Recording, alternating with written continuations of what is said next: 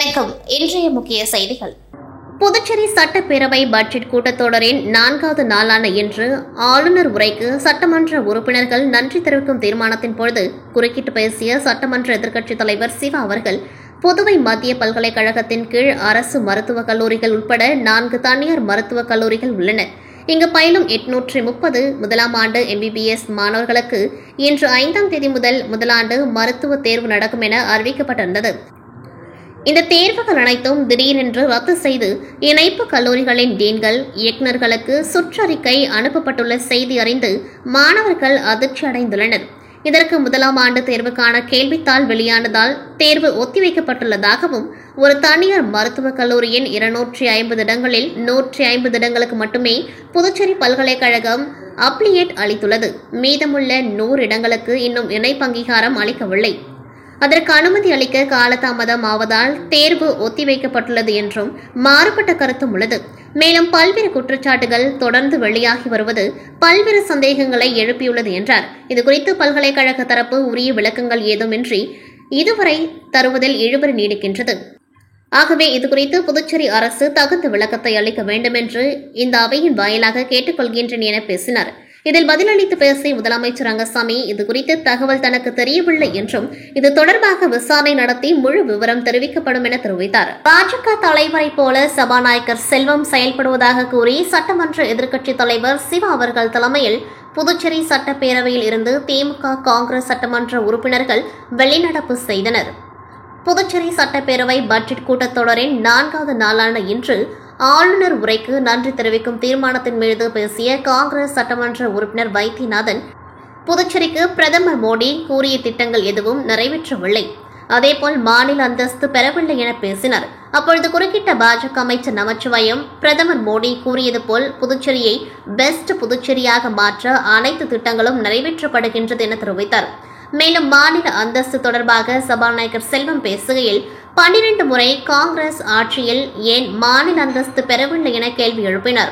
அப்பொழுது எதிர்க்கட்சித் தலைவர் சிவா குறுக்கிட்டு, நீங்கள் சபாநாயகர், ஆனால் பாஜக கட்சிக்காக பாஜக தலைவரை போல பேசுவது தவறு என சுட்டிக்காட்டியும் எதிர்க்கட்சி சட்டமன்ற உறுப்பினர்களை பேச விடாததை கண்டித்தும் எதிர்க்கட்சித் தலைவர் சிவா தலைமையில் திமுக சட்டமன்ற உறுப்பினர்கள் நாஜிம், அனிபால் கென்னடி, செந்தில்குமார், சம்பத், நாகத்யாகராஜன் மற்றும் காங்கிரஸ் சட்டமன்ற உறுப்பினர்கள் வைத்தியநாதன், ரமேஷ், பரமத் ஆகியோர் வெளிநடப்பு செய்தனர். புதுச்சேரி பட்ஜெட் கூட்டத்தொடர் கடந்த 31ஆம் தேதி ஆளுநர் உரையுடன் தொடங்கியது. 2024-2025 ஆண்டிற்கான 12,700 கோடிக்கான பட்ஜெட்டை முதலமைச்சர் ரங்கசாமி வெள்ளியன்று தாக்கல் செய்தார். இதனைத் தொடர்ந்து சட்டப்பேரவையின் 4ஆம் நாள் கூட்டம் இன்று காலை 9:30 மணிக்கு துவங்கியது. முதலில் ஆளுநர் உரைக்கு நன்றி தெரிவித்து உறுப்பினர்கள் பேசினர். அப்பொழுது எதிர்க்கட்சித் தலைவர் சிவா, புதுச்சேரிக்கு மாநில அந்தஸ்து கோரி பலமுறை பேரவையில் தீர்மானம் நிறைவேற்றியும் இதுவரை ஒன்றிய அரசு மாநில அந்தஸ்து வழங்கவில்லை. எனவே முதலமைச்சர் ரங்கசாமி அனைத்து சட்டமன்ற உறுப்பினர்களையும் டெல்லிக்கு அழைத்து சென்று ஒன்றிய உள்துறை அமைச்சரை சந்தித்து மாநில அந்தஸ்து குறித்து வலியுறுத்த வேண்டும் என பேசினார். இதற்கு பதிலளித்து பேசிய முதலமைச்சர் ரங்கசாமி, புதுச்சேரிக்கு தனி மாநில அந்தஸ்து முக்கியமானது. ஆளுநருக்கு மட்டுமே இங்கு அதிகாரம் உள்ளது. எந்த திட்டங்களையும் செயல்படுத்தினாலும் துணை ஆளுநரின் ஒப்புதல் பெற வேண்டிய நிலை உள்ளது. இதனால் திட்டங்களை செயல்படுத்துவதில் காலதாமதமாகின்றது. மாநில வளர்ச்சிக்கு திட்டங்களை விரைவாக செயல்படுத்த தனி மாநில அந்தஸ்து வேண்டும் என்றவர் பலமுறை பேரவையில் தீர்மானம் நிறைவேற்றி அனுப்பியும் இதுவரை மாநில அந்தஸ்து கிடைக்கவில்லை. இதனால் பல சிரமங்களுக்கிடையே மக்களுக்கான நலத்திட்டங்களை அரசு செயல்படுத்தி வருகின்றது என வேதனையுடன் பேசினார். மேலும் புதுச்சேரிக்கு மாநில அந்தஸ்து கிடைக்க வேண்டுமென்றால் பாராளுமன்றத்தில் திமுக உள்ளிட்ட இந்தியா கூட்டணி எம்பிக்களும் குரல் கொடுக்க வேண்டும் என வேண்டுகோள் விடுத்தார்.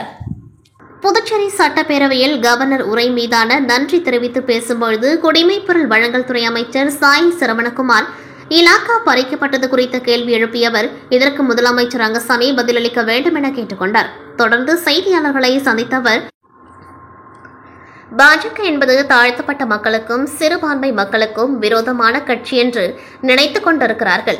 தாழ்த்தப்பட்டவர்கள் மற்றும் சிறுபான்மை மக்களுக்கு பிரதமர் நரேந்திர மோடி பல்வேறு நலத்திட்டங்களையும் செய்து வருவதாக தெரிவித்தார். தாழ்த்தப்பட்ட சமூகத்தை சேர்ந்த ஒரு அமைச்சரின் இலாக்கா பறிக்கப்பட்டு வேறொரு அமைச்சருக்கு வழங்கப்பட்டுள்ளது. இது சம்பந்தமாக முதலமைச்சர் விளக்க வேண்டும் என்றார். கடந்த காங்கிரஸ் ஆட்சியில் நியாய விலை கடைகள் மூலம் எந்த ஒரு பொருளும் வழங்காமல் இருந்தார்கள். தொடர்ந்து பாஜக கூட்டணி எம்எல்ஏக்கள் வலியுறுத்தியதன் பேரில் புதுச்சேரியில் ரேஷன் கடைகளை மீண்டும் திறக்க துணைநிலை ஆளுநர் ஒப்புதல் அளித்துள்ளார். இந்த நிலையில் அமைச்சரின் இலாகா மாற்றப்பட்டுள்ளது. இது எங்களுக்கு பெருத்த சந்தேகத்தை ஏற்படுத்தியுள்ளது என்று குறிப்பிட்ட கல்யாண சுந்தரம், அமைச்சர் சாய் சரவணன் குமாரிடமிருந்து பறிக்கப்பட்ட இலாகாவை மீண்டும் அவருக்கே வழங்க வேண்டும் என்று கேட்டுக்கொண்டார்.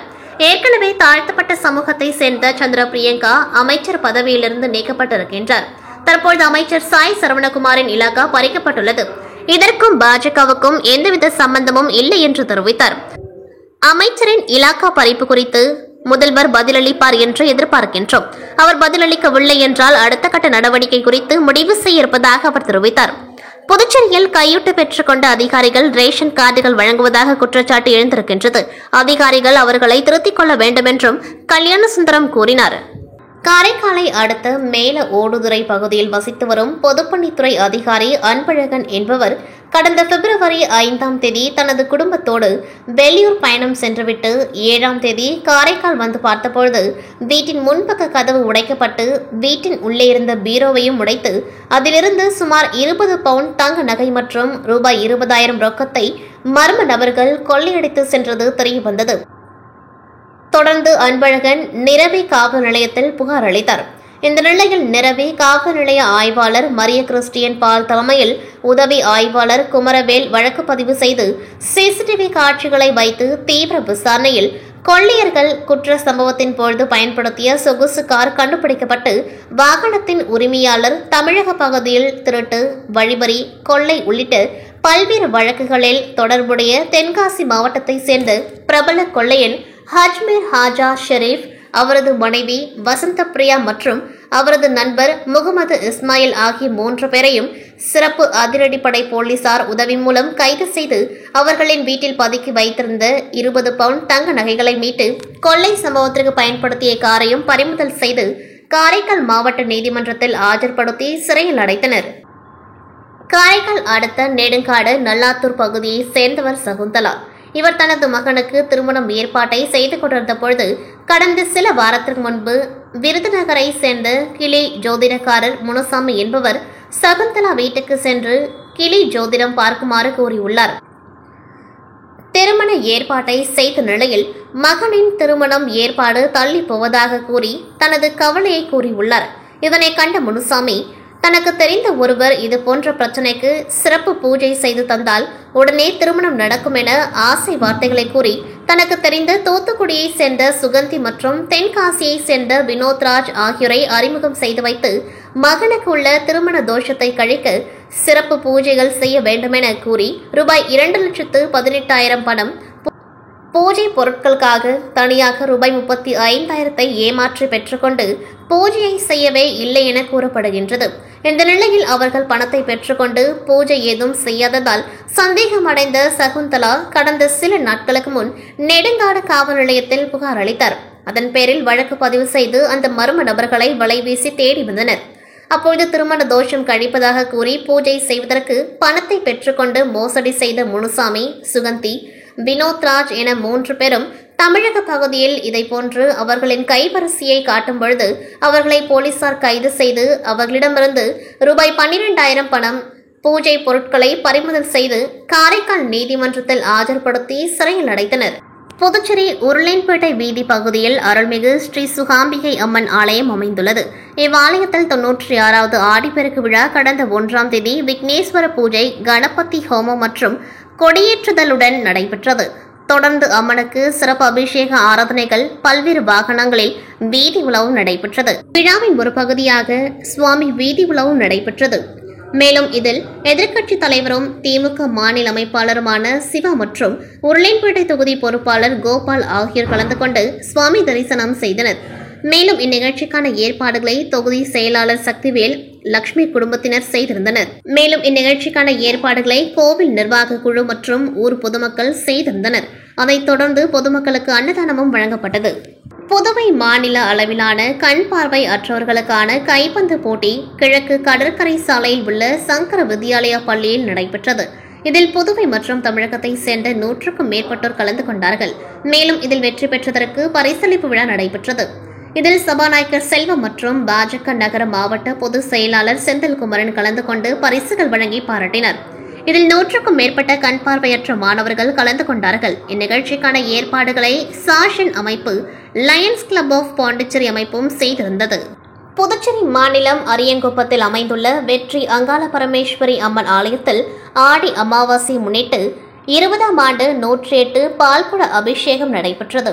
முன்னதாக அம்மனுக்கு சிறப்பு பூஜை மற்றும் அபிஷேகத்தை தொடர்ந்து 108 பால்குடம் பக்தர்கள் மாடவீதி வலம் வந்து அம்மனுக்கு 108 பால்குட அபிஷேகம் நடைபெற்று அலங்கரிக்கப்பட்ட அங்காள பரமேஸ்வரி அம்மனுக்கு மகா தீப ஆராதனையும் அதனைத் தொடர்ந்து பிரசாதம் மற்றும் அன்னதானம் நடைபெற்றது.